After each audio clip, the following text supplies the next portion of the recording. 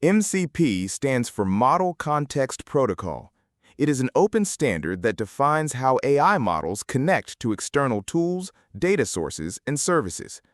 An AI model on its own can reason and generate text, but it is isolated. It cannot check a live exchange rate, query a database, or send an email.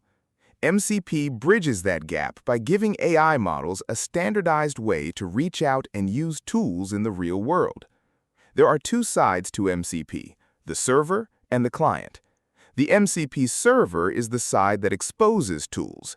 It is a program that wraps an existing capability, an API, a database, a file system, and makes it available through the MCP protocol. The server declares what tools it offers, what inputs they accept, and what they return. The MCP client is the AI model or application that connects to the server and uses those tools. The client discovers what tools are available, decides which one to call, provides the right inputs, and receives the result.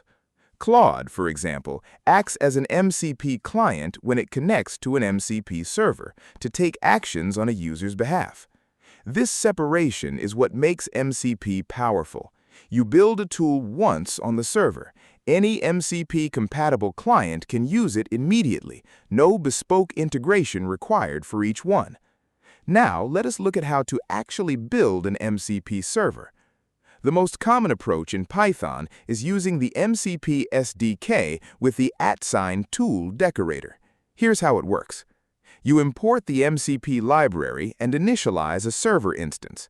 For each tool you want to expose, you define a Python function and decorate it with @tool. The function name becomes the tool name. The docstring becomes the tool description. This is what the AI model reads to understand what the tool does and when to use it.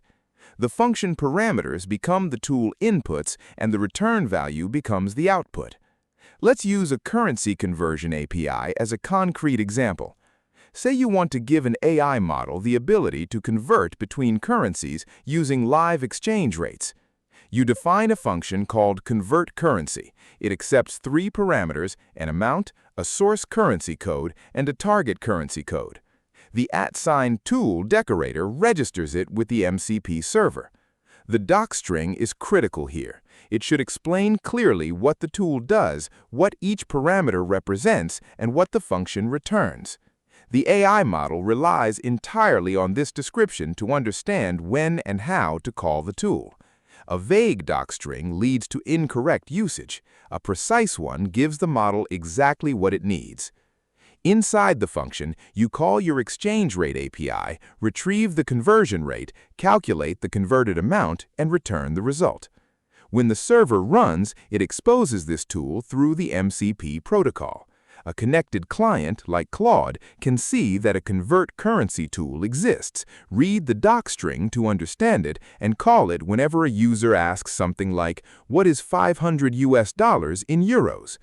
The server handles the API call, the client handles the reasoning. Neither needs to know the internal workings of the other. A few things worth keeping in mind when building MCP servers.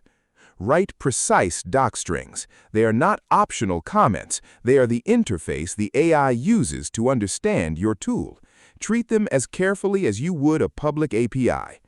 Keep tools focused. Each tool should do one thing well. A tool that does too many things is harder for a model to use correctly and harder for you to maintain. Return clear errors. If something goes wrong, return an informative message so the model can communicate the problem rather than failing silently. And keep inputs simple. Prefer basic types, strings, numbers, booleans, over complex nested structures. The simpler the interface, the more reliably a model will use it. MCP servers can be as minimal as a single tool or as comprehensive as a full suite of capabilities. The protocol scales with your needs.